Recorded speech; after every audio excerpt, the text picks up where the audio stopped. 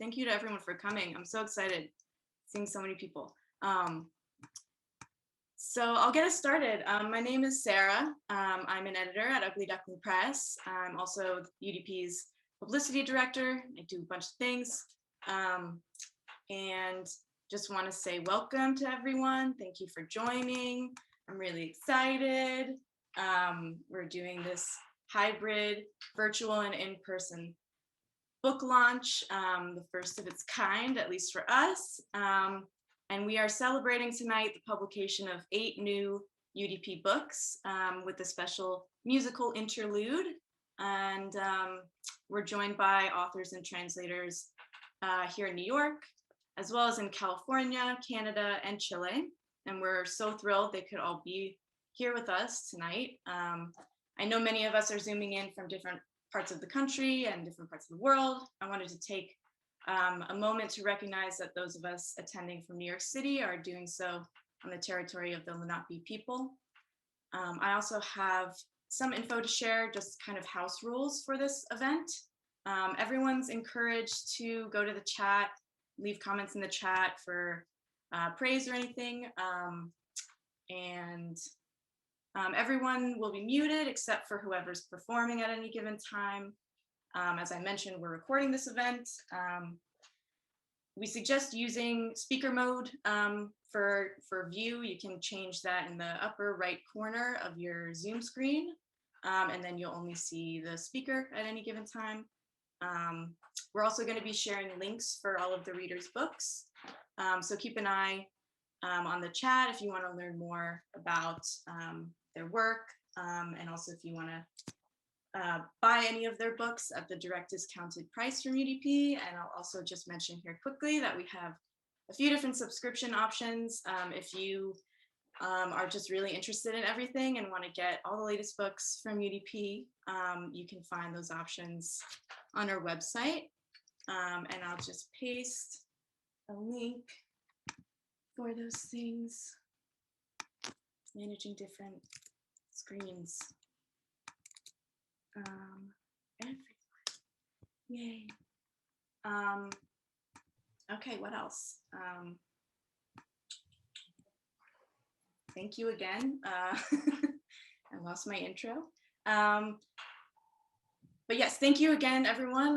This is so exciting to have you all here, and it means so much to us to see you. An extra special thanks to our readers and our musical guests, to our apprentices who you'll be hearing from soon, to Rebecca Smith, my fellow editor and co-organizer of this event, and to Candice Madey, our in-person host at Candice Madey Gallery. And I'm going to turn it over to Candice now to hear a bit about the gallery. And thank you again, everyone. I'm so excited to hear you all read. Hi, everyone. This is so exciting to see so many people that are both, we have some of the readers here, which is amazing, and then to see so many people online. And I'd like to welcome you all back to One Rivington. This is the 3rd occasion that I've had the opportunity to host Ugly Duckling Presse in the space. The first was in May of 2017. At the time, I had a gallery named On Stellar Rays that was in this same space. And we had a benefit art auction, which was a very fun party. And it was accompanied by some readings by several UDP writers. And we also raised some money for UDP's operations. 2 years later, in fall of 2019, we hosted a poetry reading for 6 new chapbooks. By this time, I had closed the gallery, but we were experimenting with activating the gallery space with events and collaborations with friends and colleagues from other disciplines. In addition to UDP's reading, we've been hosting regular concerts for an experimental chamber orchestra, and my friend Corey Dumont is an architect. He had moved his architecture firm into this space. It's actually right behind this wall. And so we were thinking a lot about what a space could be for art and culture. We were kind of organizing friends and hosting some charrettes around what formats collective, engaged, accessible art spaces could take. And we had really big plans for these activities under the name Second Floor Salon, but then COVID happened and we haven't had people here for a very long time. So I just want to say that this is very exciting because it's kind of inspired me to think about that again, and to you know, have more events, and to have you back here in person soon, I hope. So now it's 2021, which I realize this is now like a biannual Ugly Duckling Press gathering in the space, which I love, and maybe we should do it, you know, more often. So I also would like to say a few words about the current exhibition. So I think there's another computer in the room where you can see a little bit more of the gallery, but I have an exhibition on view of the Brooklyn-based artist Adam Henry, and it's an exhibition of 7 paintings. He also coincidentally runs a small independent press called Elective Affinity, and like all of us, he and I definitely connect on this. He shares a love of great writing and also of Ugly Duckling Press. He was thrilled to hear that this would be taking place in the context of his exhibition. For people who know Adam's work, he's known primarily as an abstract painter, playing with color spectrums and geometric forms. However, as you can see in this work, kind of, he really has been pushing the bounds in the last year. There's been a seismic shift in the work. And the new work incorporates imagery such as light bulbs, flashlights, stars set within grids, gradients, and monochromes. These forms really function like symbols for abstract ideas that are often scientific, cosmic, or spiritual in nature. So some of the graphic imagery comes from journals on astrophysics, on neuroscience, or the natural sciences. He's also been looking a lot at religious icons of the Italian Renaissance painting, medieval manuscripts, petroglyphs, and a lot of science fiction. So it closes this Saturday, so you can come by tomorrow or Saturday from 11 to 6 and say hi. I will be here and happy to welcome you. If you missed the show, we have another opening on April 17th for 2 exhibitions, Carrie Schneider and Daryl Ellis. That's from 12 to 6. And you know, if not for that, hopefully for another reading or another event in the space. So I look forward to seeing you all in person. So with that, I believe Raf is next and going to introduce the first writer. So thank you all for being here, and I hope to see you all in person soon. Thanks. Hi, everyone. My name is Raf Rafael. I'm an apprentice at UDP, the first of 3, which you'll hear introduce our guests, our readers. And so I'll just go through the first few bios, and then we'll have the first few readers read. So Katie Fowley is a poet who has previously published the chapbook Dances and Parks, as well as work in various magazines. Fowley's poems in the Supposed Huntsman, her first full-length collection of poetry, create spaces that blur the lines of gender, species, and self. Marshall Bood is a poet who lives and works in Regina, Saskatchewan, Canada, and has published poems in various forms in journals and anthologies since 2002. His chapbook, Spring Cleaning, collects images of the fringes of urban society, utilizing many forms from free verse to haiku, senryu, and tanka. Ian Dreiblatt is the author of 2 chapbooks and has previously published poems and translations of Russian writers such as Gogol, Leskov, and Tolstoy, among others, in many publications. Forget Thee, his first full-length book of poetry, follows an anonymous narrator ruminating on the end of the world in conversation with various historic and literary figures from the ancient Mediterranean and Mesopotamian worlds. After Ian's reading, we'll also hear a musical performance from ọmọlólù. And ọmọlólù is an educator, African surrealist documentarian, and Black ecstatic performance artist. A diasporic daughter of Black Southern migration, she is in constant practice, reverence, and searching for Black sounds in all its mutations. So without further ado, we'll begin with Katie Fowley. Thank you. Thank you so much. It's great to be with all of you online, and also some real live human beings in this room. It's very exciting. And thank you so much to Ugly Duckling Presse and to my amazing editors, Dan and Kira and Matve and everyone at Ugly Duckling Presse who put together this beautiful book that I'm really happy about. So I'm going to read some poems from it. And since I'm starting off the night, I will start. The first poem is called Initiation. Sir Lizard threw a party, hibiscus soaked, bed soaked, scar spots to distinguish one animal from the other, fire spots lighting up huts. With resin, cook yams. With poles, pull your way to the turtle. What is so terrifying, turtle? Don't walk away. In my uninitiated state, I confused a penis with a tail, a turtle with dark, a boy with a girl. They both wore white feathers. I stripped the feathers. I buried my face half dead. I was held and the teeth knocked out. I nested in hibiscus. I was stripped and held. My name is Turtle. My house is dark. Turn my body in the fire. Dance all night to bring down dawn.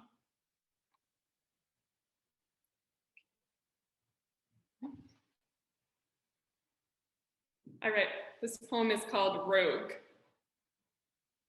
Every animal is deadly, even the shapeshifter. The rogue animal sprints into the swamp, into the meadow, into the breeze. On the island, a rogue white horse ran across my field of vision. He eyed me, a decomposing pheasant wing, a fresh start. The rogue monster has stripped my belief, has stripped the pawns, the silent brain-eating amoeba. My best thoughts are rogue thoughts. My best thoughts are sad. I have a roguish wish, the voices of neighbors already risen, the children. I've left behind my vision, am bald as an ant. I have a roguish faith, a herd of miniature donkeys. I have come to a standstill, somewhere furred and visual.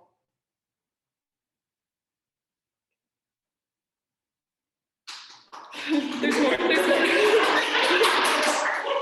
I've got more. So, thank you. So in addition to writing poetry, I've also been teaching high school English for the past 5 years. And this past year has been particularly interesting. So I have this kind of persona character called Teacher Creature.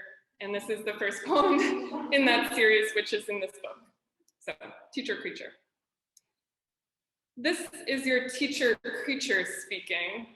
Hello, blue jays, twits, and squirrels. Hello, black cat, orange, tabby. The coffees of the world build a towering cappuccino, one day with winter stupor. Teacher creature thinks a little. Teacher creature amuses herself, writes an email, overhears students discussing their sex lives in the bathroom. Teacher creature suffers an appetite.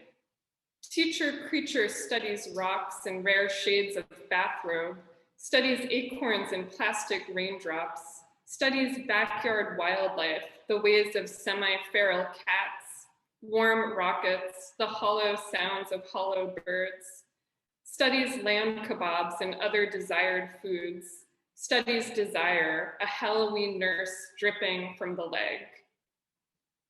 This is your teacher creature speaking in a sad month. This is a creative brain, a Caliban. This is supple sadness in 100 of his friends. This is your teacher creature with a marked down Valentine's balloon. This is your teacher creature flickering with faint instincts. A student suspects you. If my teacher is a creature, then who is this? I am bereft as sweaty bath slippers, as the robust bird, as the lost carpet, as the stomach. Evidence of the creature, She arrives silently in the shower. She is 20% brighter than oxygen. What was it you wanted to see? Everyone else had smoother feet and bones. This is your teacher creature, neither deep nor salty. This is a loose head. This is a creature smelling of teeth. This is a teacher unnaturally healthy.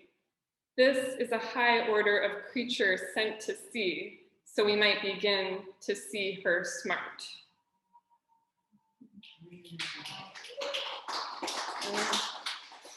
Okay. So this is, I'll read the title poem of this book, The Supposed Huntsman. Suppose I am a huntsman. Suppose I am possessed by a lion. Suppose I am rude and disoriented at my wedding. Suppose I like to hunt. Suppose I possess a lion. Suppose the light is dappled. Suppose I lose my face in the water. Suppose I am not careful with my hands. Suppose I desire water. Suppose I foreclose in a shady arbor. Suppose I am really myself with a head full of brains. Suppose the flies cough in flashes of sensuality. Suppose these are my legs. Suppose I am an ever-available spring. Suppose a dog stops to listen. Suppose I generate feelings. Suppose a lion possesses itself. Suppose a lion possesses 6 out of 7 deadly sins. Suppose my sin is the deadliest. Suppose I drip with masculinity. Suppose I believe in a larger wedding. Suppose I believe in rapid heat. In figure and stature, I resemble a hammer. In figure and stature, I could be a king. And thank you. I will read one more poem. Lullaby. Let's all become nurses and sleep in low places, a spa of red flowers, a block of old trees. Away from your window, across from your building, a building like yours lets off its new steam. It's better this weather. It's better than silk. The sky is a gray thing. The sky wants to hold you. The sky is away now. It cannot white out. Let's all become nursemaids and sleep in low places. Let's all become jelly in a spa of red hearts. The heart is an urchin. The heart isn't well now. The heart has a fever. It wants to black out. Let's all become nurses and sleep by the fire, the winter umbrellas, a host of red hair. It's a good thing, this building, this mantle of gleaming. I'll build you a building if you live there with me. Like snakes in the building, like birds in the building, the men in the building are circling free. The dusk is a low thing. The dusk wants to hold you. You cannot be held now. You cannot walk out. Come out of your building, fluorescent and gloaming. The windows are darkening. The smell of green tea. This green is depressing. This green light is fetching. The light from the ether, the light from your knee. Thank you. Thank you, everyone. Thank you to the gallery and everyone.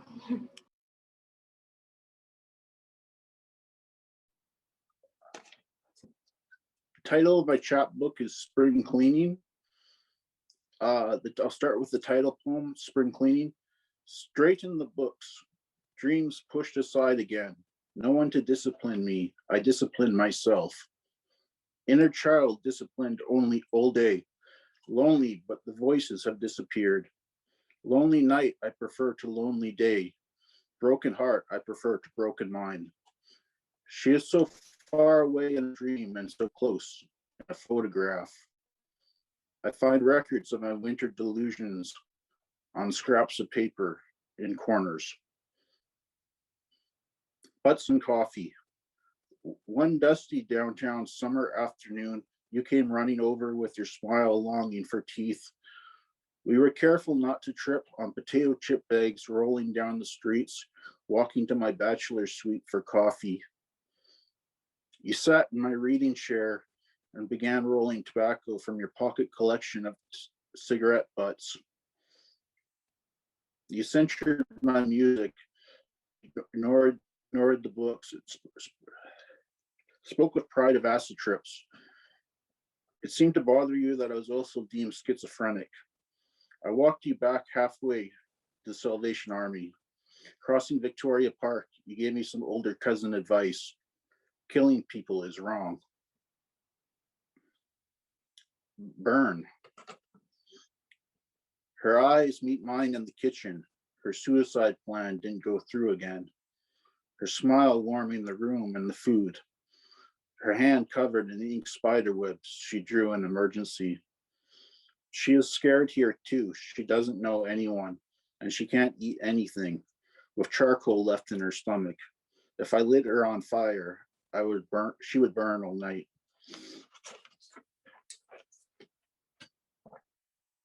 Cleaning crew. We leave our boots on and we can't sit down because of the possibility of syringes. I prefer to clean the bathroom, though I can never understand all the trinkets. A forest of elves migrating. The woman who complains about everything is pushed to complete her tasks. There is never enough all-purpose spray, almost an empty bottle. It is clear they are saving cents. The man who is always home tells me he's the rooster because he has all the chicks. I don't like moving his false teeth and his toilet never works. After work, I walk home alone on faded crosswalks. Now I'm going to read a selection of haiku and tanka. Icy sidewalk, a gray line of pigeons above the underpass. A man falling out of his winter jacket with cheap cotton stuffing enters the overheated bus. Pigeons on the billboard advertising nothing. Bus shelter advert peeled off, an empty bottle of Listerine left open. A one-armed homeless man holds dirty jeans up, styrofoam cup clenched in his mouth, waiting. Everyone drawn to the lights of 7-Eleven. Moths are near-death experiences. A pile of snow left in an empty lot beside detox, melting onto the sidewalk.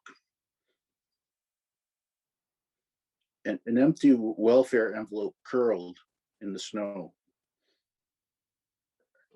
Outside the rescue mission, bread rolls left in the ice. Released from prison, to the psych, he searches night tables for loose change. Missed court date, boosting. He tries to find the right bus to the food bank. Scattered leaves. A man dreaming of becoming a politician runs naked into City Hall. He remembers when he saw the city as a mirage in extreme cold and when he stopped holding grudges. That winter without heat, you can only insulate yourself so much. Cracked windshield. He explains very carefully that he doesn't care what anyone thinks of him. Even from the cleaning woman, a diagnosis. Roadside ravens, she tells me of her tough year. Lunch break, a bench chained to a tree. Spray painting on the hoarding of a luxury high-rise, delayed in construction, find Zen. Thank you. Thanks for listening. Wow. That was so fantastic. Thank you for that reading. And thank you, Katie, also. I got your book and I loved it. Marshall, I'm really excited to check yours out. And I'm excited to hear everybody, and I'm very excited to be here. This is my book from Ugly Duckling. It's called Forget Thee. Super grateful to Dan Owen, Lee Norton, Sarah Lawson, Wen Zhuan. It's been an amazing group of people to work with. The beautiful cover art is by Andrew Steinmetz, who's here. It's so nice to see so many friends here. I should probably stop talking and read from the book, but I'm so excited to be doing this. And I wanted to say that the Egyptian government did like the greatest publicity thing for this book that I can imagine, because I don't know if you saw this in the news, but they've been, the authoritarian government of Egypt has been like driving actual mummies through the streets in custom made like tank sarcophaguses, which is exactly the kind of thing that would happen in this book. So I'm very excited to read from it. I'm going to put you all on gallery view.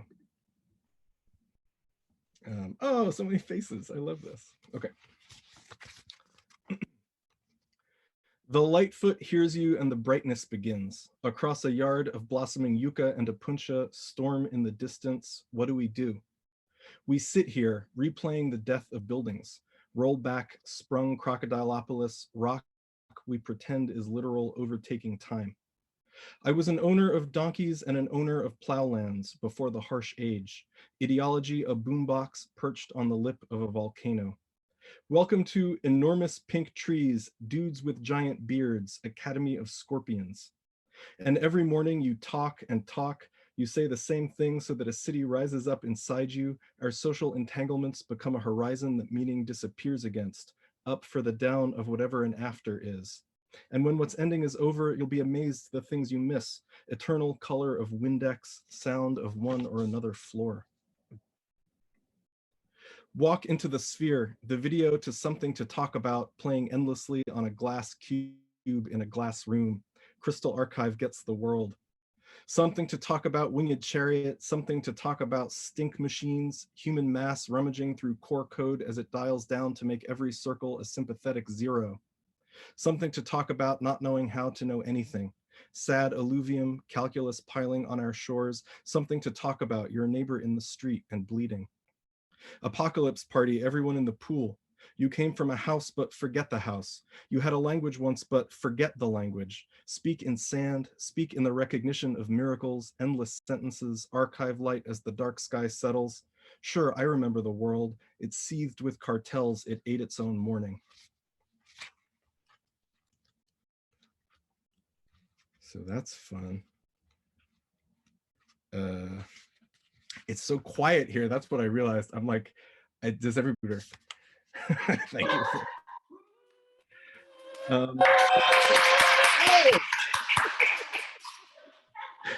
It's like I extorted that from you. Okay, no. So one thing about the book, I'm not going to talk too much about the weird structure of the book, but one thing about it is that much of it is these kinds of conversations between a speaker and various figures of the ancient Mesopotamian and Mediterranean worlds, ancient figures, maybe I said that word. Yeah, so this one is with the Egyptian god Thoth, who Cece couldn't quite, I think, put into a tank to drive through the streets. But Thoth, the ancient Egyptian god of wisdom, who is also a white-haired baboon and sometimes an ibis, walks lankily over. I will be honest, he tells me, because that's how I am. I have read what you're doing. It doesn't make sense to me. Oh, is that all I ask? Me either, but I power through. Nothing really makes sense like ever. The air full of imaginary money, and some people own music or own medicine, our bodies breaking into pieces all around while we just fight about the right way to fall or be taken apart. I've seen you do it, Thoth says, even gave you writing so you'd have another kind of body to escape to, and you hid everything there, your inquiries into love, rules for making particular kinds of soups, everything you know about what glass does to light, where to put hands in the dark, your fears and memories of an earlier landscape. You made all your houses out of writing. Every number has an asshole, and the numbers and the assholes you converted to writing. Tree and door, propeller jet and dim glow of minerals. All of this you concealed within the endless conceptual folds of the writing I gave you. Still, I say, we managed a lot. You could live in the woods and get jewelry brought by uniformed agents of the state, and there were stations where people sold pizza and explosive oil from underground vats through a big rubber proboscis. It made no sense and we loved it. The days felt electric. Music became razor-like. Plus, old fruit makes you dizzy because P.S. you're a monkey. Life really wasn't so bad. And you, I ask, what did you spend that time doing? I did so much, he says, got married to equilibrium, gathered all the ink I could, tried my best to relate to you, but there was no body any of you would stay put in. You lost that perceives. We look back over the hills and Thoth gets sad. In a way, he says, this is all my fault. Writing is the gift you didn't survive. But we achieved so much, I tell him. Pinball, the poems of Bernadette Mayer, the music of Lonnie Johnson, frozen pierogi, little rooms that glide between mountains. For a little while, he says, sure, I mean, I used to be the freaking moon, but you don't hear me bragging about it. Turns out he's grouchy. Who knew? Okay, I'm gonna read two more. I like that somebody wrote noise. It is uncannily quiet. There's just no two ways about it. Okay. This one has the cryptic header, oxen wild like bellowed land. After most things have happened, Kaon appears. He's filth, a mishmash theophage guzzling chaos out of the city, draining it to linearity. Doors become invisible. Alphabets realign their orders under the meshes of our speech. I will mutely scowl, says the sun. I will turn the Chrysler building inside out. He drank so much chaos, they called him Kaon, of course. He took all but two of every household, as though walls even existed or remembered light, and lived in the sky with them. Open air pivoting, invisible embouchure into a body of contradictions, or into nobody if that's who we are. I was righteous out of my age, says Kaon. I soldered together the seams of the sky. I blew breath into the city's gridded syntax. Weeks without rain, flesh in no number, recombinant grammars flash in the skyline, the doorway, a language all breath conspires in, bandwidths enlacing to form noise. Thank you so much. Thanks for listening. Sorry if I'm babbling a little. I'm gonna read one more of these encounters with a terrifying ancient being. And I thought I would go to New Jersey for it. So this one is set in New Jersey. As it will tell you right away, there's no sense in telling you because that's like the second line of the poem. Thank you so much for being here. I'm very nervous and excited.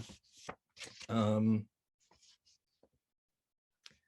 I just got one other thing about doing a big Zoom reading, which I've never done before, is like, it's like Minority Report. There's notifications all around. There's like all kinds of things happening. It's really, hi, okay, sorry, I'm gonna read now.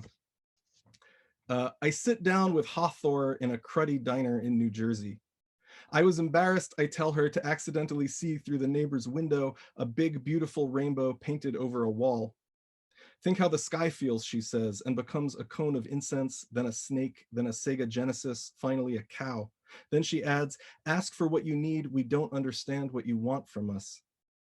I want another kind of language, I say. Houses have eyes, and I don't understand how anything means anything at all.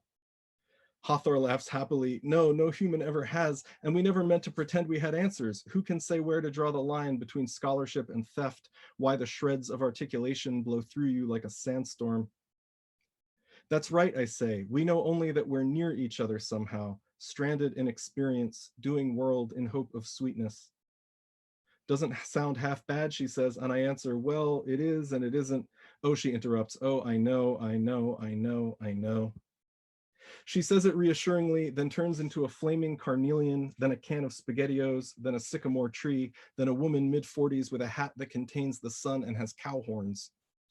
You flowerers in every corruption, she says, you leakiest vocabularies of commune, you etymologies whose blood is food for pavement. I may love humanity, but of course I'd rather be a cow on a riverbank. Yeah, I tell her, we know, our walls peeling with rainbows into air wet with sirens, our criminal breath, the last thing beautiful. Once you start reading, you can never go back, and I cannot stress enough how little sense it all makes. She throws the sun from her head and it falls behind a jukebox, says, I know, being anyone is an exhausting coincidence for you. All we invented was forests and the musical body. To be fair, I tell her, we never know what we're doing. We just slosh down liquids and decline to stop talking. She turns into a lion, then a painted sandstone column, then the color orange, then a 1991 Honda Civic. This is so you guys, Hathor says. No god could think up automated shoulder belts or the feeling of an outdoor movie, vibe committee to Sector Earth. And that's what I like about you, she throws in. Even as the last Atari sun grinds still in the sky, you're all just lined up in ridiculous clothes, waiting to have feelings that change you again. Thank you so much. Yay.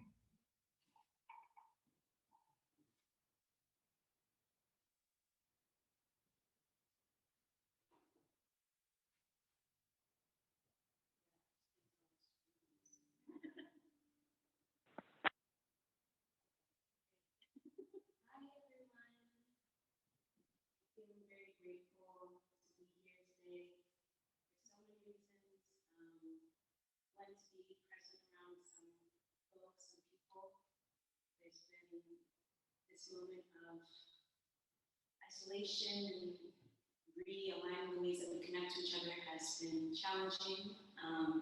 So I'm grateful to be present with folks today. But also so grateful to still be present. You all, I'm sorry.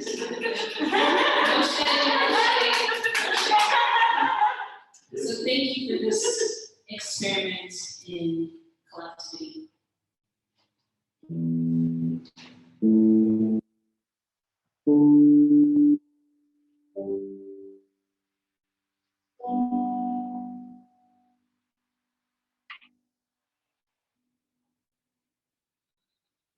This first song is a lullaby, and it also holds hope and longing for collectivity, so I think it makes sense to sing now.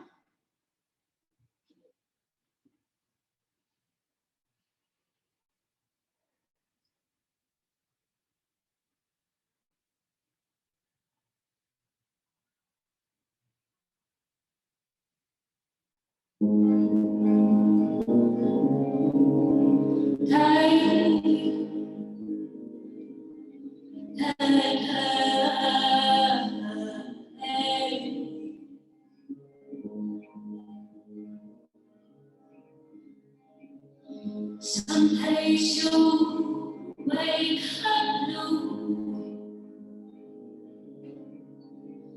Someplace you'll wake up you.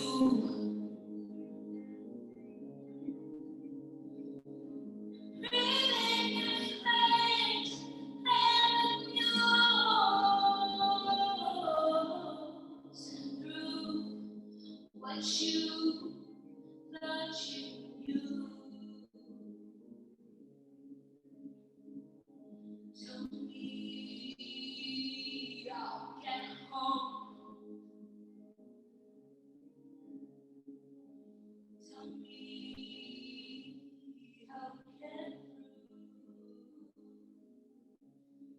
through to you.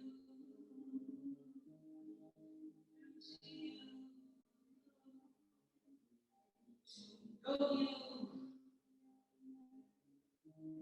So I want to do. I want to know.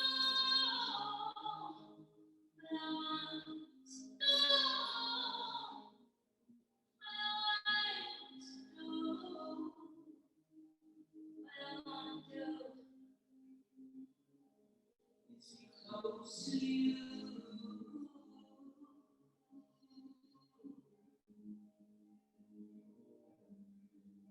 Close to you.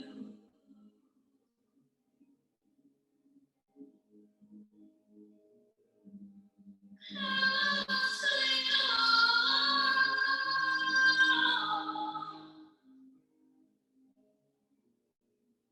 Close to you.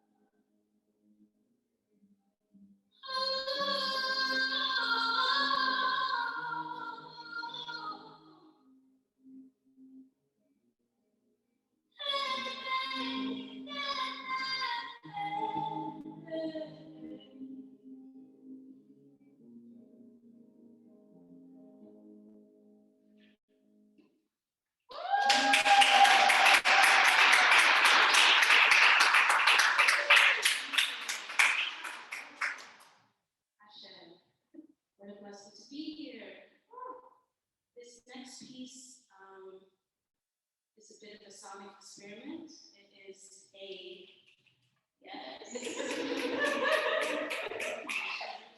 Yes. It is asking you to extend your listening ear, to participate in patience. The place where I started was in my voice in loops and in trying to find myself in a return, and find myself in my voice, and find myself in the build-up. So this is a sharing with you all those things.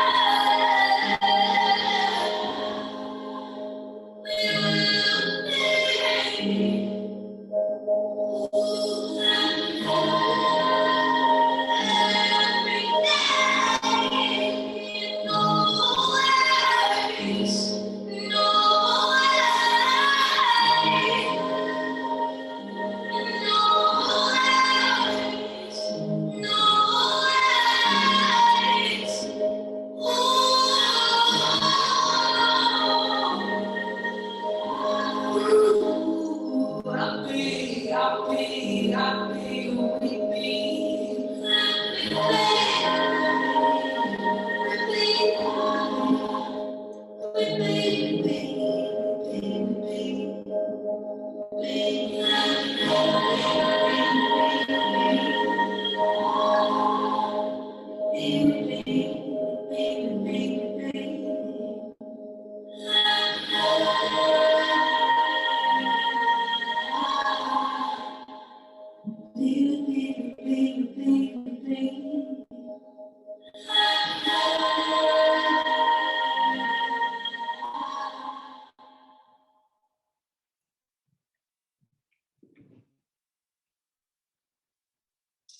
you.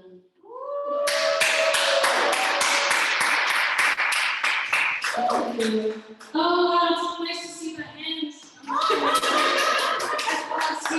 Folks in person, blessing. Things that are changing to what they're about to be, and I'm grateful for that fact. This whole, set is just thawing, and I have one more song for you, and yes.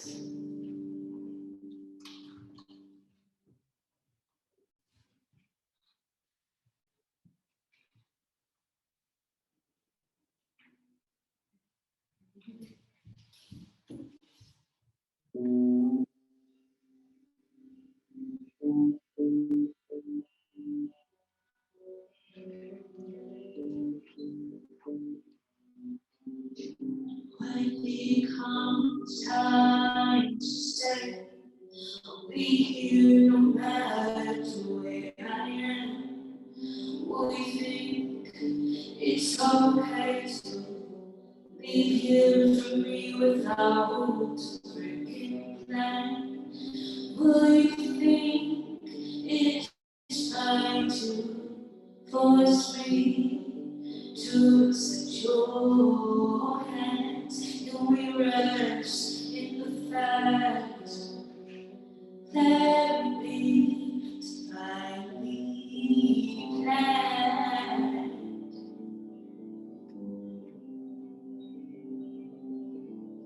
Held in your hands,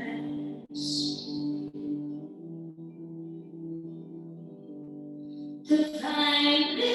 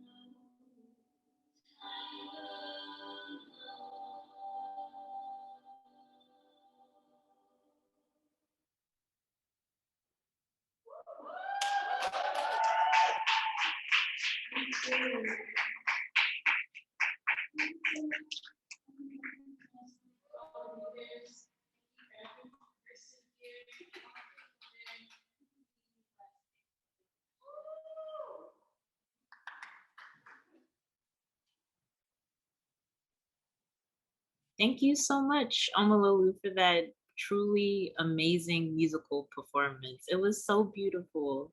And hello, everyone. I'm still so struck by those selections. Thank you again, ọmọlólù.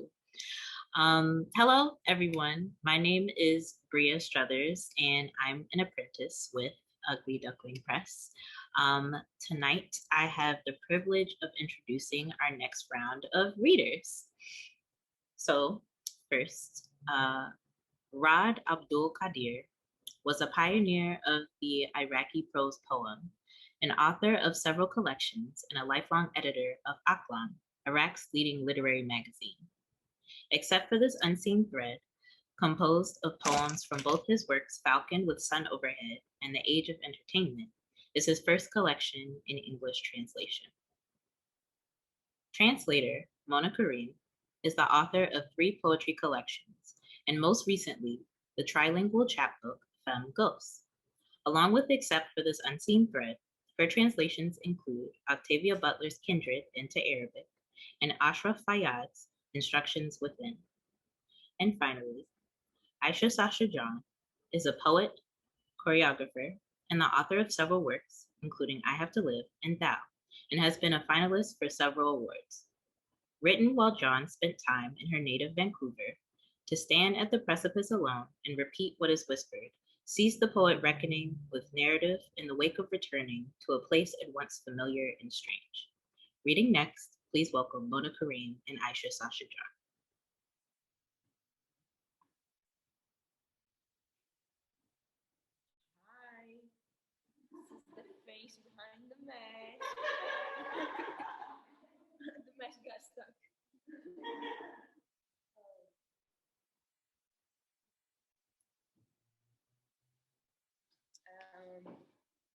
thank you, Bria, for the introduction and for pronouncing all the names correctly. That was great. Yeah, thank you, Duckling, for the invitation, for having us. I want to thank Rebecca Smith and Daniel Owen for making this book possible. This is the book, except for this unseen thread by Rad Abdul Qadir, which, by the way, I'm saying it the American way, but it's Rad Abdul Qadir. Yeah, and I'm gonna read a few poems. It's really interesting how this is an experiment of us being readers and you being audience, but we are readers and audience, you know. In poetry readings, I usually like to make this manipulative joke where I would say, why did the poet commit suicide? And you say, why? I say, because the audience stayed quiet. So yeah, this is a section called Graveyard of Butterflies. And the first in this section is called A Song for the Lightening Bird. Sleep safe and quiet. 7 rose bushes are guarding your sleep, and a bird whistling a heavenly tune. Sleep tight, keep the ending open, shut the door tight. If they knock, do not open. The poem and a glass of water are by your head. The lightning bird is in your sleep. Have you seen someone in the garden? Still, if they knock, do not open. Keep the ending open. Shut the door tight. And still, if they knock, sleep quiet, quiet and safe. Empty house. The mirror stayed calm and quiet as they carried her to the Friday market. She did not object when they wanted to sell her. She was displayed and the house was emptied of her. Yesterday, they buried a bird in the garden and the cage became empty. Today, they carried the empty cage with the quiet mirror to the Friday market. The house is emptied of them. The house has become empty, empty, completely. For so long, they lived together, the empty cage and the mirror. Window. It's been raining for days. For days, they've been waiting for the rain to stop. The rain is not stopping, and they keep on waiting. It keeps raining and they haven't been out. They don't go out in the rain. The rain hasn't stopped and they haven't gone out. They haven't opened the door. The rain is not stopping and they're not opening. They open a window. The water comes in from the window and the rain stops and the sun shines and the birds go flying.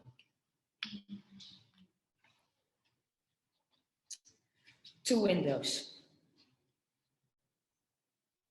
On the street, his shadow falls, the man who is standing by the window. On the street, her shadow falls, the woman who is standing by the opposite window. On their shadows, the rain falls, the man and woman sharing a long kiss. A car driving by at night, its lights cut through the kisses and the rain. 3 windows. Forgotten windows from which no one looks out. 3 windows no one speaks to. 3 windows with drawn curtains, curtains made of birds. Here come the children throwing stones at them. The women yell. They broke the windows. The men run out with sticks. The children escape in fear. They have given the 3 windows their lives back. Okay, one last poem. The poem of his death. He writes the poem of his death. He writes the poem of his death every day. He writes every day a new poem of his death, and whenever he is done with a poem, he expects to have put an ending to his life. He has lived long and tried living out his poems. Today, he wants to try out the poem of his death. He wrote thousands of lines, but he hasn't written the poem of his death.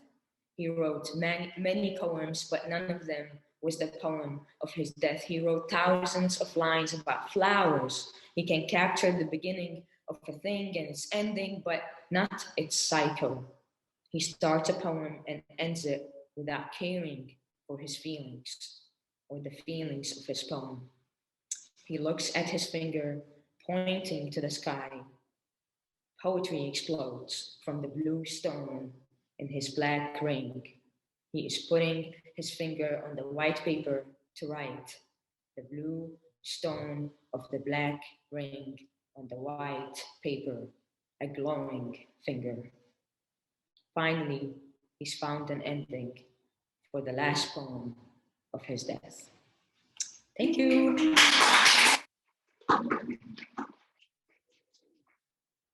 Hi.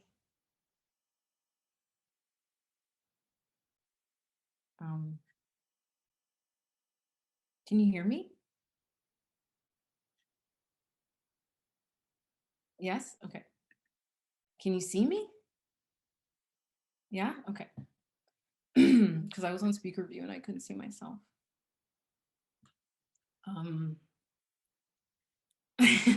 Thank you, Evelina. Okay, I'll just go. So hi, I'm Aisha, and I'm here in Toronto, and I want to start by acknowledging the land on which I'm situated. It is the traditional and ancestral lands of the Mississaugas of the Credit, the Anishinaabe, the Chippewa, the Haudenosaunee, and the Wendat peoples. And I would like to pour some libations for the ancestors of the land and for the ancestors of all the people gathered here virtually today.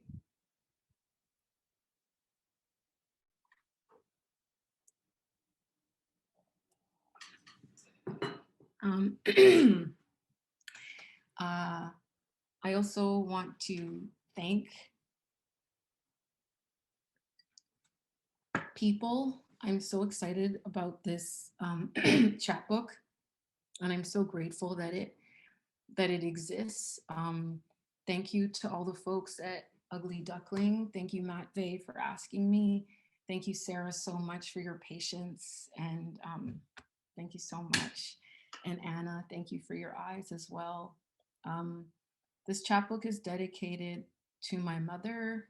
I want to thank her and my father also for having me believe that I can do whatever I want.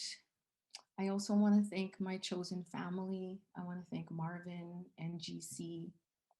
And I want to thank my nibblings, Nicole, Erica, Elijah, Asia, for the light that they shone on me during that time. And yeah, I'm going to read from To Stand at the Precipice Alone and Repeat What is Whispered.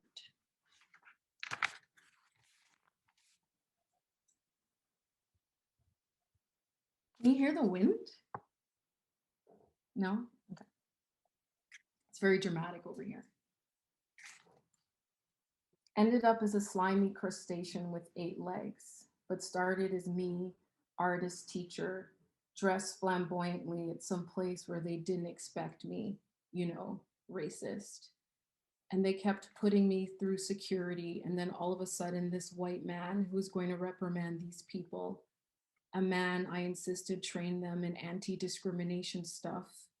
He takes me to some place that has hotel rooms, and a couple was there, a white couple who had good babysitters that they were endorsing for a reason relevant to me that wasn't about childcare, but proof rather of someone's virtue. Anyway, they were cheating with each other on their partners, and I left the room to find the police chief or whoever took me there, and I demanded to know why I was taken to this semi-hotel. And then I was a man, and the white man, he ended up shooting me with something to knock me out so as to take my skin sample in order to frame me and say I had relations with the woman in the affair I had met moments earlier. And the understanding was that interracial relations were illegal. And then there were boats, sailboats, and people inside them in this basement suite. And I was still on the defense, fleeing, blah, blah, blah. At one point, I was flying from these heavy, beautiful sage green canopies that were like fuzzy, very long grapes almost. And I was like, I'm flying. And I was swinging actually. And this was a great realization in the dream that swinging from trees is a kind of flight. And the war continued. And I had like a 360-degree perspective. And then a family with school-age children came down to the battle zone, which became a basement again, empty. And the kids ran around and I was there. I was the crustacean, all-knowing and slimy. Maybe somebody tried to pick me up. My slime was my aliveness. Even though I was bone, I was not a relic. And the slime, yes, was basically pussy juice. And upstairs was a gentrified version of how it had been, except now it was an ice cream store filled with black and brown children and some other kind of bougie restaurant, new and filled. The future.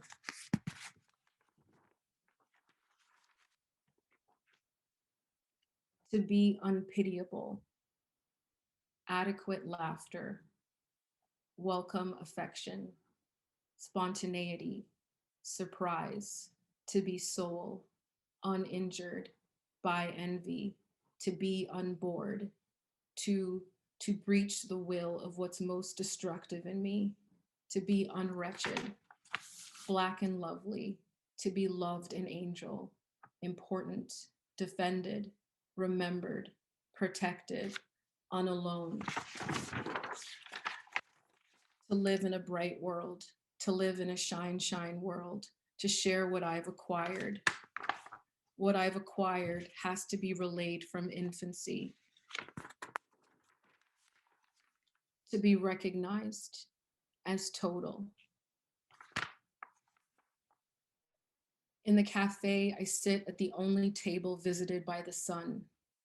Cardamom, cinnamon bun, cappuccino, farting. I'm reading Bolano's 2666 past the part I left off 5 years ago when my dad returns my call with the plan. The Vancouver Public Library's downtown branch's concourse, 3 p.m.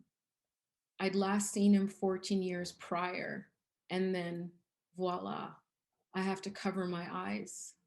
At first, laughter. Through my cracked cell phone screen, I try to show him a photo I'd found online of a man I believe to be his father, but the website is down. He presents his own unblemished phone, and with an index finger not unidentical to mine, swipes through pics of the framed portraits hanging in the house of me as a child. My favorite one is there, blurred. I'm wearing maroon corduroy coveralls. I'm 3, a lamb, the outside edges of my brows pointed downwards, eyes shining, stunned. In 2004, when I was last there, this photo framed the kitchen. Now it hangs in his bedroom.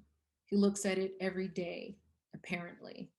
I take a single selfie of us, then we exit the library from opposite doors. Afterwards, I don't buy the panties I pick out from Urban Outfitters because the cashier says their size funny, nor do I bother to regard closely the ones heaped haphazardly on the department store's 4th floor. The other thing about today was that I've been experiencing almost uninterrupted clitoral arousal and have been since last night. I am deciding to understand it as a rogue symptom of a UTI. So anyway, at A's apartment later, placing my fingertips where I believe my kidneys to be, I say, I do feel something back here, but it doesn't feel like pain. It feels like knowledge. And then even later, into the note app on my cell phone, what I'm attracted to in angels is freedom, i.e., the strength to recognize and live and speak the truth. But then I thought, what is wildness, or what worth is wildness without the structure of loyalty?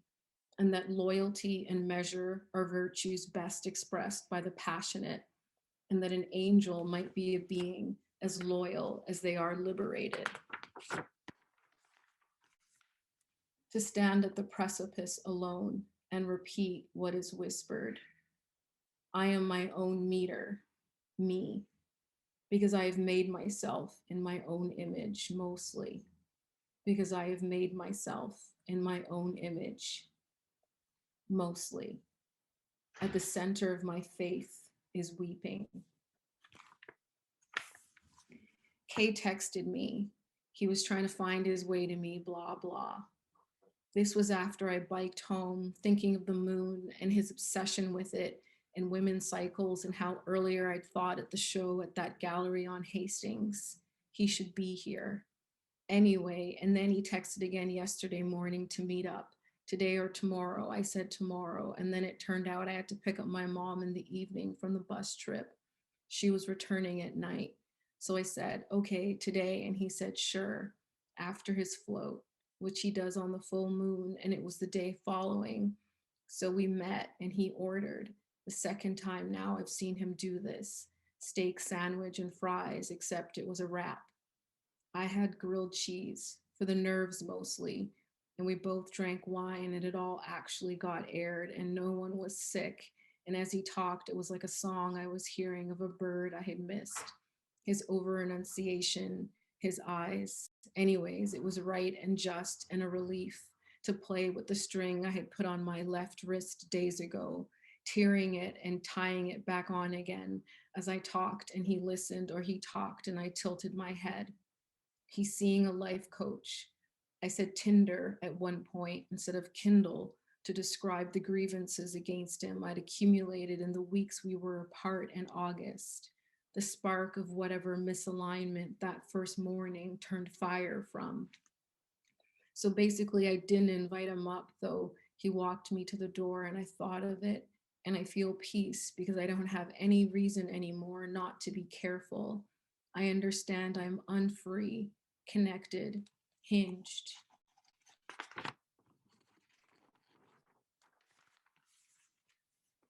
To drink a water and have some kind of evil diminished. To be held against a surface willingly. To be fixed to by an impossibility. To be poured into a vessel so as to exceed it.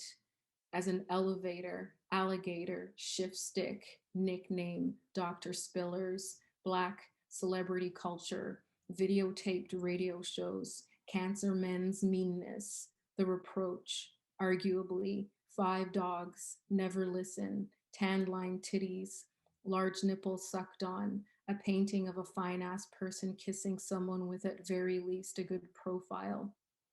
Like the dark orange of my firmness when I'm just entirely loosening, window shaking, because a person works.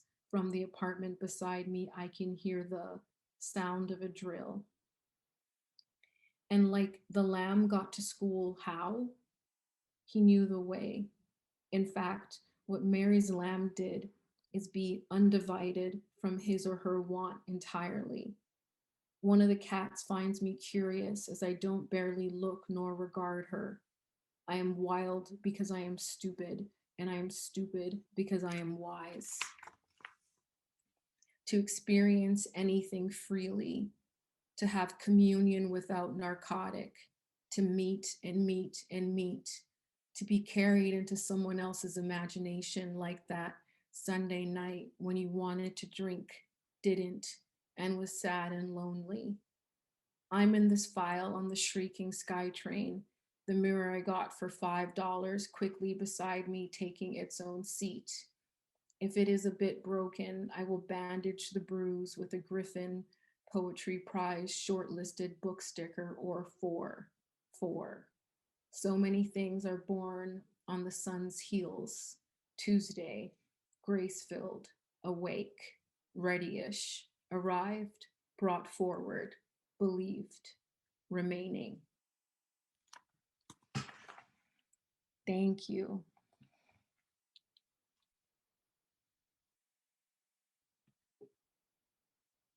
Thank you.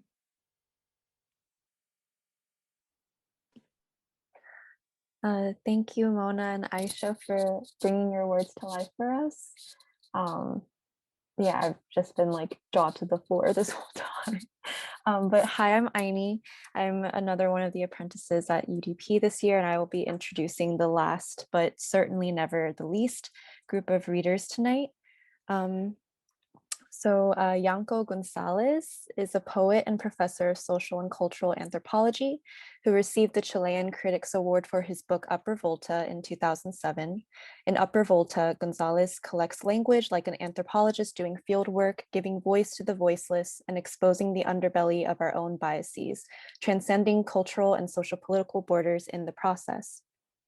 Upper Volta's translator, Stephen Rosenshein, is a poet, visual artist, narrative designer, and video game writer. His debut collection of street photography and poetry, Sincerely Before, was published by Clarity Editions and was nominated for the Fine Art Photo Awards in conceptual photography. Then we have Matt Longabuco, who is a poet, essayist, novelist, the author of several chapbooks, and a co-founder of Wendy's Subway. He also teaches writing, innovative pedagogy, and critical theory. MW is a book-length essay that reckons with French director Jean Eustache's 1973 film La Maman et la Putain from the standpoint of our own vexed present. And then Jean Day is the author of several books and chapbooks of poetry and is the managing editor of Representations, a scholarly humanities journal. Her book, Late Human, is a collection of tragicomic poems on lateness, belatedness, Weltschmerz, and borrowing. Please welcome our next readers. Thank you. Okay. Hi, everybody. Thanks a lot to everyone in Ugly Duckling Presse, especially to Brenda Lozano, Silvina, Sarah, Rebecca, and of course, many thanks and many hugs to Stefan Rosenshein, the great translator behind this book, Alto Volta, Upper Volta. I read some poems in Spanish, and afterward, I hope Stefan will read them in English. The first poem is Ejemplo.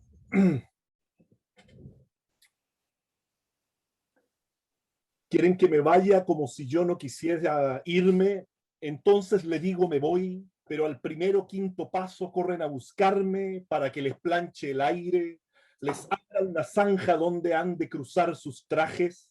Ayer fue lo mismo, entendí claramente, quieren que me vaya, eso es lo que se decía mientras cuidaba de sus niños.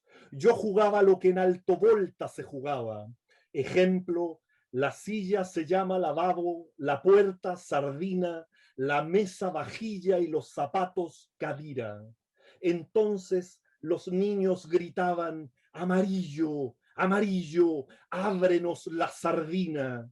Era un juego y dijeron que me fuera, que tenía que enseñarles las palabras como se debía. Ejemplo, abrir la boca se dice reír. Stephanie?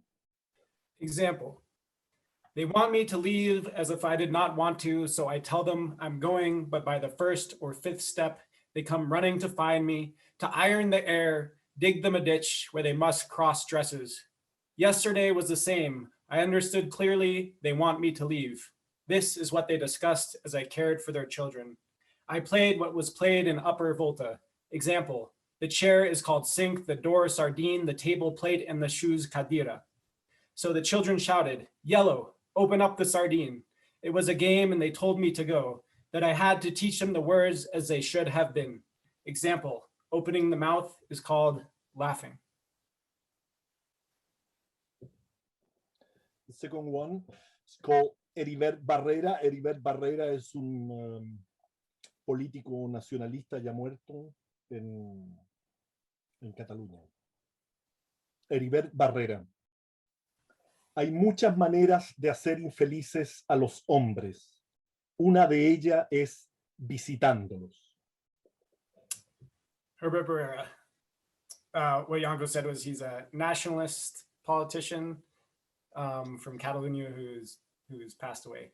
But Herbert Barrera, there are many ways to make men unhappy. One of them is visiting.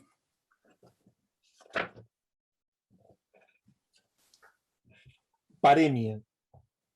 Pero ponte en mi lugar, pero es que ponte en mi lugar es lo que te digo, ponte en mi lugar, encuentras justo que no se ponga en mi lugar y me pida a mí solamente que haga el esfuerzo de ponerme en su lugar sin molestarse siquiera en ponerse en mi lugar y pedir y pedir y pedir que solo se pongan en su lugar. Dios mío, qué lío, quien fuera blanco aunque fuese catalán.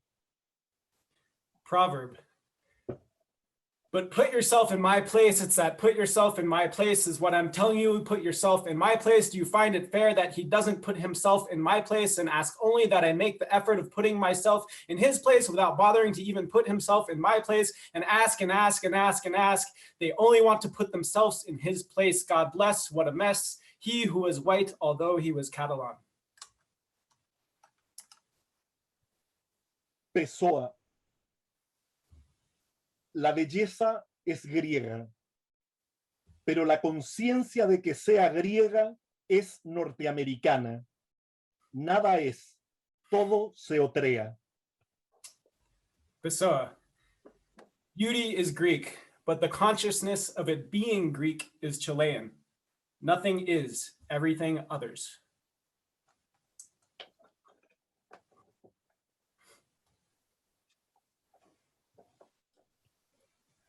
Por dentro y por fuera.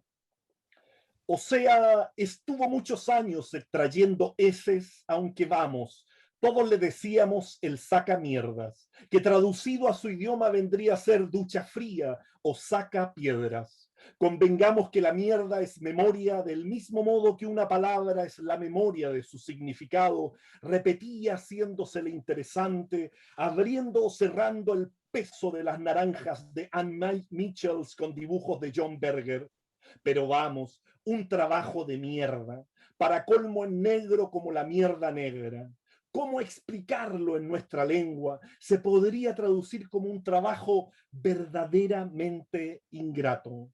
Y aunque usaba un traje, guantes, máscara y un lindo casco verde, hedía por dentro y por fuera. De hecho, yo fui el que le puse el por dentro y por fuera, que en nuestro idioma significa algo así como el fétido externo ensombrece al fétido interno, amalgamándose hasta la hediondez extrema. El punto es que se pasó sus buenos años absorbiendo aquello y ya se sabe, aunque las moscas cambien, las piedras siempre serán las mismas. Y de esas frases que soltaba como para su redención futura, fue quedando un fatal cansancio obvio. Automáticas palabras, varilla, sonda, acople, llave inglesa, papel, residencia, quizás 15. Mucha mierda. Publicó algo y volvió al alto Volta, pero olía mal. El caca blanca le apodó su familia, que viene a significar más o menos sin certeza, alejándose o acercándose al campo semántico, aquel que trabajó como poeta para los que nos traen o nos quitan el trigo de la boca. O sea. Inside and out. In other words, he was shoveling feces for many years, although, come on, we all called him the shit shoveler. That translated to his language might be cold shower or stone shoveler. Let's agree that the shit is memory in the same way that a word is the memory of its significance. He kept on making himself the focus, opening or closing The Weight of Oranges by Anne Michaels with drawings by John Berger. But come on, a shitty job. On top of that, on the black market like the black shit, how to explain it in our language, it could translate as a genuinely thankless job. And although he used suit, gloves, mask, and a lovely green helmet, he stank on the inside and outside. In fact, I was the one that named him Inside Out, that in our language means something like the fetid external overshadows the fetid internal, amalgamating into the extreme stench. The point is that he spent his good years absorbing that. And as it's already known, although the flies change, the rocks will always be the same. And from those sentences he released, as if for his future redemption, an obvious fatal exhaustion persisted. Automatic words, rod, gauge, coupling, monkey wrench, residency document, maybe 15, a lot of shit. He published something in return to Upper Volta, but he smelled bad. His family dubbed him the white shit. That more or less comes to mean without certainty, retreating from or approaching the semantic field, the one who worked as a poet, for those who bring or take away the wheat from our mouth. In other words. Arthur. Para los alemanes es incluso bueno que las palabras sean algo largas, pues como son tardos de pensamiento, sí disponen de tiempo para reflexionar. Qué poca honradez hay entre los escritores. Se hace patente en la desvergüenza con que falsean sus citas de escritos ajenos. Pasajes de mis obras los encuentro completamente desfigurados. Los franceses, incluidas las academias, dan a la lengua griega un trato ultrajante. Toman de ella palabras para desfigurarlas. Escriben, por ejemplo, etiologie, esthétique, o también Oedipe, Andromaque, etc. Es decir, escriben las palabras griegas tal y como lo haría un gañán francés que las hubiese oído pronunciar a otros. Ver maltratada la lengua griega a favor de una jerga tan repugnante como es de suyo la francesa, este italiano echado a perder de la manera más repugnante, con las largas y repulsivas sílabas finales y el sonido nasal, es un espectáculo comparable al que ofrece una araña de las Indias occidentales cuando se come a un colibrí, o un sapo cuando engulle a una mariposa. Qué poca honradez hay entre los escritores. Se hace patente en la desvergüenza con que falsean sus citas de escritos ajenos. Pasajes de mis obras los encuentro completamente desfigurados. For Germans, it's good to have, sorry. For Germans, it's even good to have some lengthy words in their mouths, for they think slowly and they give them time to reflect. What little honesty there is among writers, it is evident in the outrageous way in which they misquote from the writings of others. I find passages of my work completely disfigured. The French, even the academies, give insulting treatment to the Greek tongue. They take words from her to disfigure them. They write, for example, éthologie, esthétique, also Oedipe, andromique, etc. This is to say, they write the words as a French farmhand who had heard the words pronounced by others. To see the Greek tongue mistreated in favor of slang as repugnant as their French, this Italian spoiled in the most loathsome manner the long and repulsive final syllables of the nasal sound, is a spectacle comparable to that offered by a spider from the West Indies when it eats a hummingbird, or a frog when it engulfs a butterfly. What little honesty there is among writers, it is evident in the outrageous way in which they misquote from the writings of others. I find passages of my work completely disfigured. ¿Para qué? ¿Para qué hablar de cómo llegó aquí? Con una mano adelante, si no sabía comprar. Para tirar la cadena me preguntaba, señora Carmen esto, señora Carmen esto otro. No me digas señora, fue que le dije. Dime Carmen, pero no Carmen como te sale. ¿Me creerás que se hizo la ofendida? Why bother? To talk about why she got here with an outstretched hand, like she didn't know how to buy, to flush the toilet, asking me, Mrs. Carmen this, Mrs. Carmen that. Don't call me Mrs., is what I told her. Call me Carmen, but not common, like you say it. Would you believe me? She acted offended. The last one.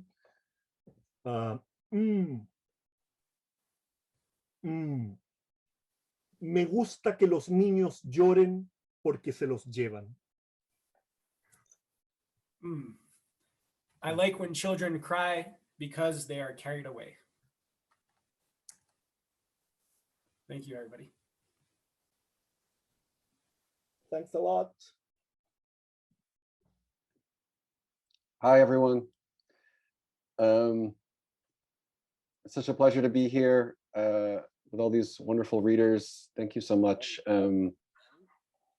And I really want to say such a heartfelt thank you to everyone at UDP, Sarah and Rebecca and Wynn, who I've worked with, and my incredible editors, Lee and Kira and Anna and everyone there. It's been just really an amazing experience. I write thank you with so many exclamation points all the time, every time I write to them.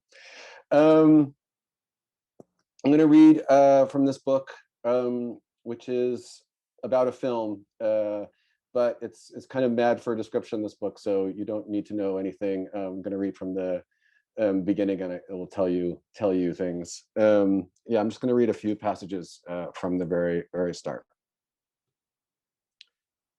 A man wakes with a start, grabs his watch. It's easily in reach. His bed is a mattress on the floor. Beside him, a woman sleeps face down under thick bedclothes, arms akimbo, her features not visible.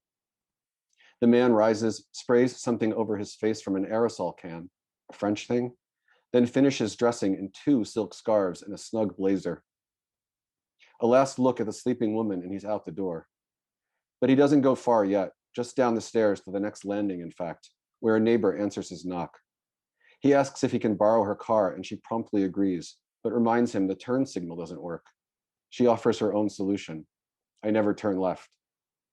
How much accommodation to what's broken, we might quickly wonder, is too much. Cars are like us, abundant and complex, entirely of their age, often beautiful, evident in their diminishments, unmistakable in their ultimate breakdowns. Turns out it's one of those Peugeots about the size and patina of a stylish bike helmet. Having parked along a boulevard, the man appears to be on some kind of genteel stakeout. He sits in the driver's seat wearing sunglasses with oval lenses, scowling over Le Monde.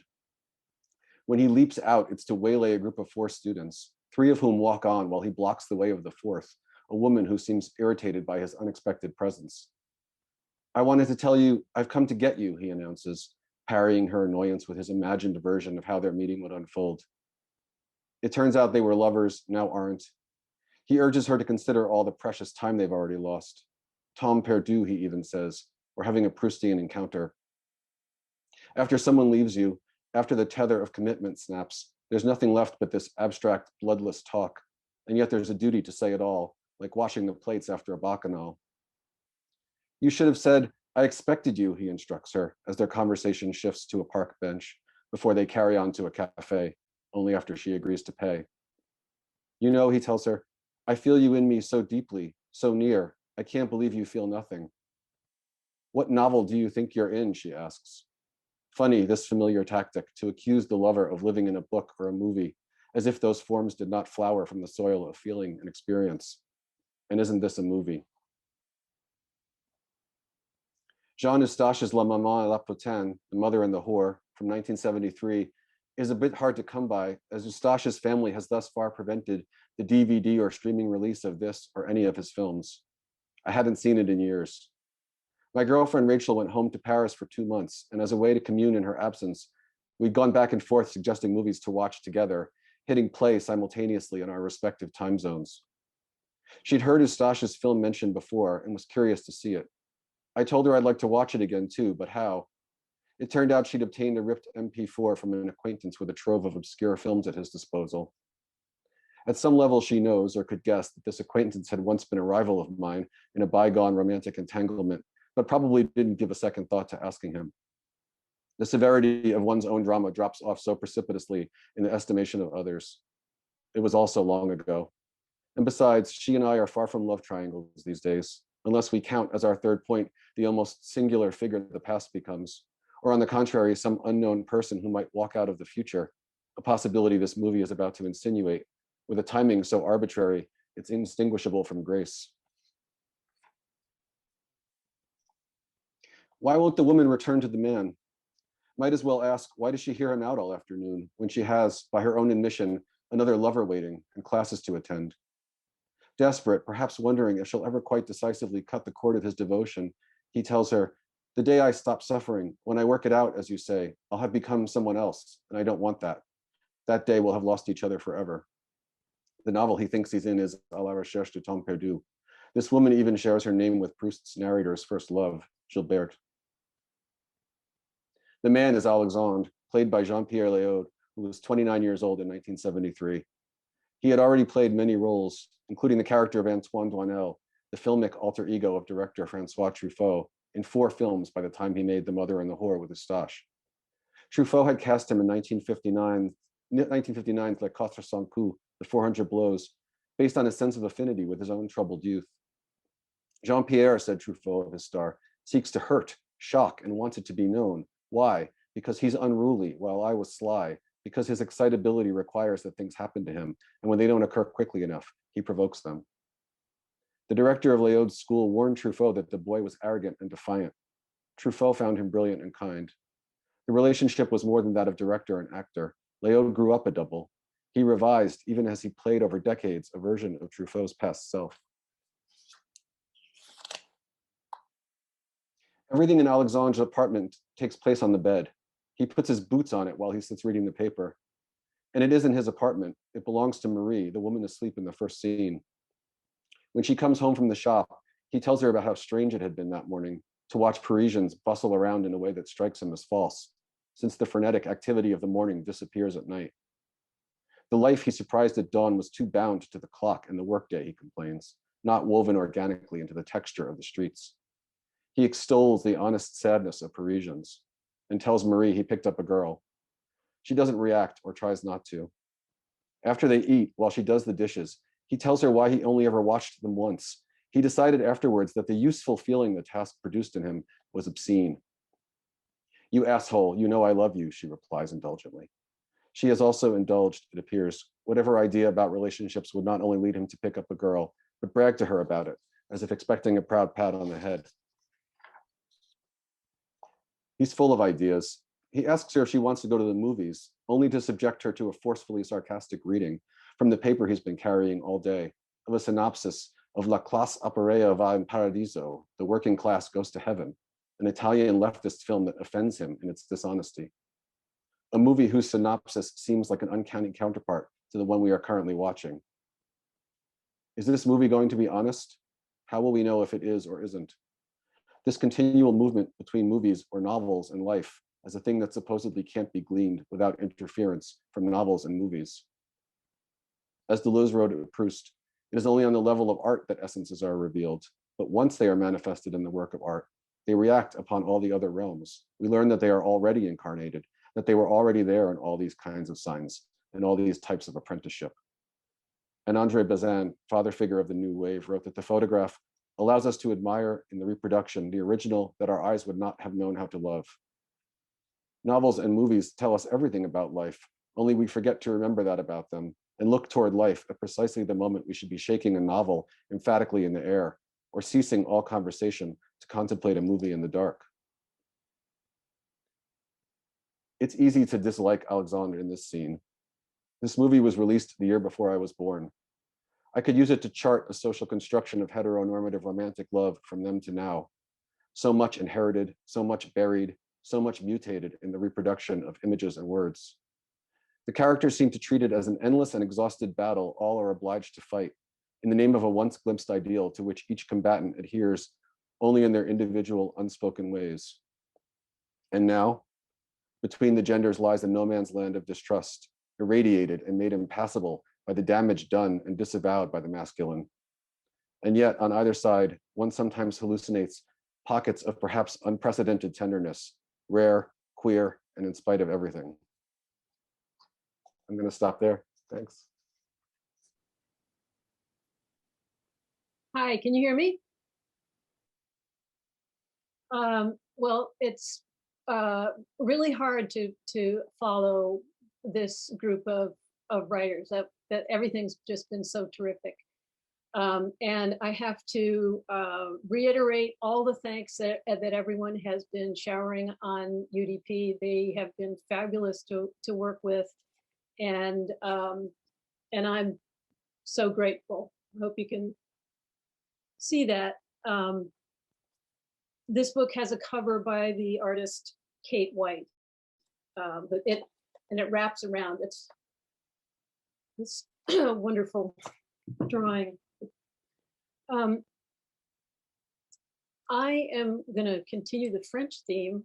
I'm going to read from the central section of Late Human, a section called 3 Obvious Elegies. And the titles of these elegies are borrowed from 3 canonical French novels of the past, novels that happen to be important to me as a much younger writer and a somewhat different person. And in a way, the novels, or at least their appropriated titles, stand for culture in distress. But in my poems, the distress is also inflected with various griefs. In Search of Lost Time. Let's not cry over spent rods, make a mess of ourselves. What is Paleolithic after all, but a horse of a different itch? If anachronism's the joke, may we make spem our song in our march to clear away the limbs, then ivy. Too many questions irritate the baby on our way to the margins of the forest where the stars of our others are waiting. They have the knobs, coins, and buttons, and we line up according to this system. At HO scale, the bears are hardly threatening, though in the end, bears. Can we make it work for us? From a distance, we see the bridges burning off their trestles. Nearby, the tables turn in the snafu over funding. We don't really want to engage at the level of the line left hanging that we ourselves come to resemble, like the train whistle slicing out its thrill over the countryside. But symbolism began when rock lay too heavy in the hand, so had to be thrown, and we came to prefer the presence of singers in our serious-minded sodalities of endless, rapid, peasantist readers. It sounds logical enough to calculate the azimuth with the celebration of the birth of the irritable subject in the circle of her own warm covers, waiting for her mother to pass the message to her dad. But let us buy a little trailer for our travels, get away from starts through planted rows of silos, cylinders, and stills left standing by the twister, and greet the refugees going and coming with the hottest coffee ever, hopelessly nostalgic for the islands in the stream of other islands named between the gendered ends of electrical parts, potted plants, and their homemade souvenirs. We said we'd not just be a special condition of language, doing covers of 80s hits as if when the time came, it would blow us out of the water. We were fallen, but not angels. We just tried not to hurt ourselves. As the bear from all fours stood full to her terrible height, a little confused about where to turn next, among clouds we've had enough of, by the stars, by the grass that moves, we couldn't let go. Lost illusions. No sense like license opens on a vast little plain of hostile wonders, posited as day or daylight by the scrub jay and her supporters, whose episodic memory is said to be a stunning contraption, like that cloud of a woman we never knew where to go or what to do when we got there, diligently copying the master's habits for a few cents and a bed, probably. Blonde or blind, undecided, leaving no stone unloved, ousters, questers, quitters, all, like butter in our determination to never die and just go on ahead to fever over some soiled nankeen trousers. Your realism would send anyone to spasm. How dare the service dog refuse to serve? I will steal everything Old Navy has to offer and still come up short in the unoriginal gargle of the wave receding from the shore, in the rough applause of pines we've had enough of, if and when the wildfire attaches and eludes us in its rush to ruin the tiny actresses who serve to bring the play about under their curls of smoke. That's a metaphor, if I ever heard the line of mortal sweat you wake in, cast as duff you can't control. If the phone's too near its cradle to speak its piece. The Uber comes to chase the Minotaur to his hedge, leaving us eccentric if exposed. This is going nowhere. The excess peplums, plums, pearls from someone else's poem are just a distraction. How little we know about the soup that is served at the daycare center. Does it meet our needs, wants, desires?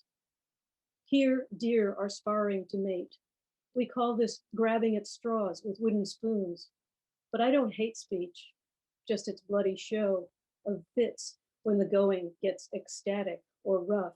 I can't embody anything imagined because nothing new is really nothing known, especially when nipple to nipple underwater, the gift of gram turns out a distraction or outright loss of function. Bowel, canal, commode. I could take you anywhere, and yet I choose to prefer not to.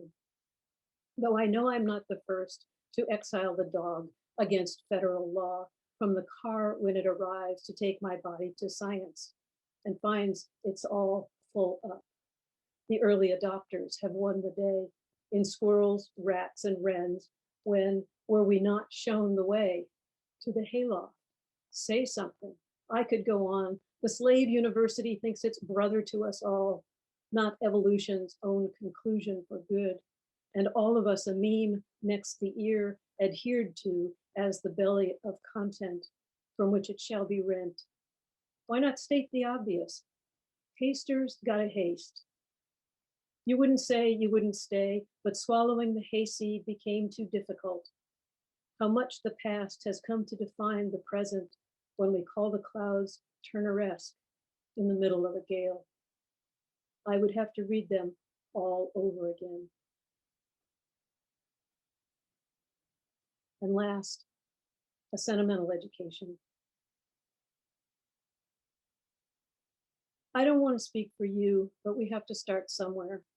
As half geniuses, qua crayon eaters, yet here we are in the wetware store again, watching a many-legged creature, red, hurry across the page, unsure if detected, she's before or behind. If you begin life crying, as most of us do, it's really not possible to take the longer view from your mother's breast at the cost of wanting it not to be about that. How quickly we come to shorten our thoughts across a canal broken inexactly down the middle.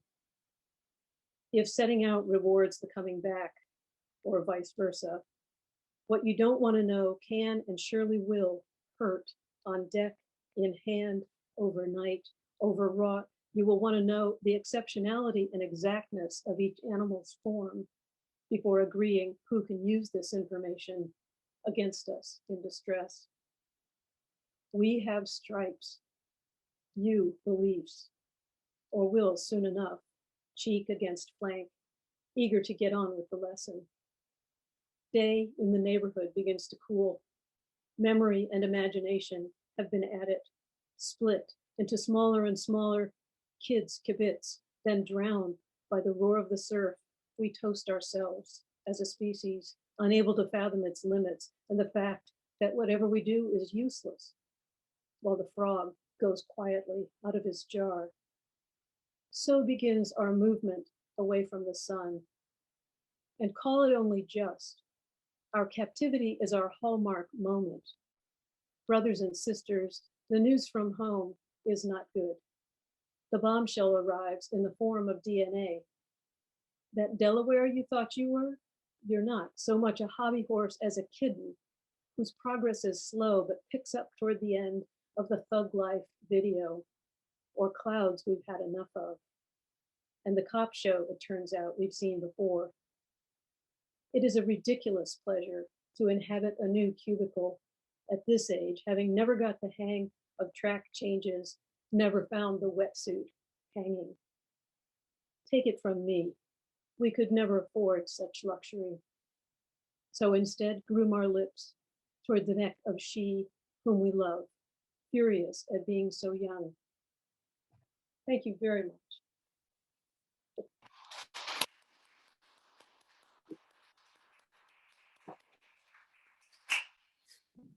Thank you so much, Jean. Thank you to all of the readers. Thank you all for coming. I'm Rebecca, another of the editors here. And I just want to thank you all. This has been absolutely amazing. The readings were fantastic. Many of you I've never seen before. It was really wonderful. Yay, spring books from UDP. This is very exciting.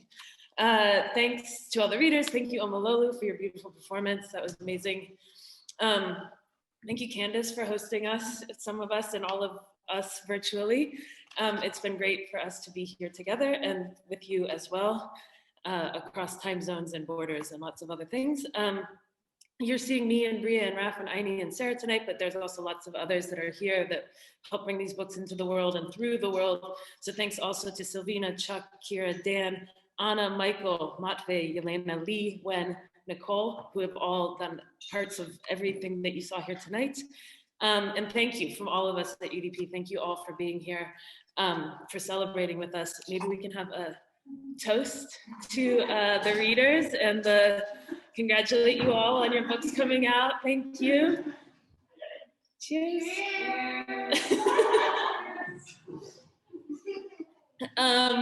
If you have the means or the wishes to, we have the links are in the chat. Please buy some books. You can also get a subscription to UDP books, either a chapbook subscription or a full subscription of all of our books that are coming out this year.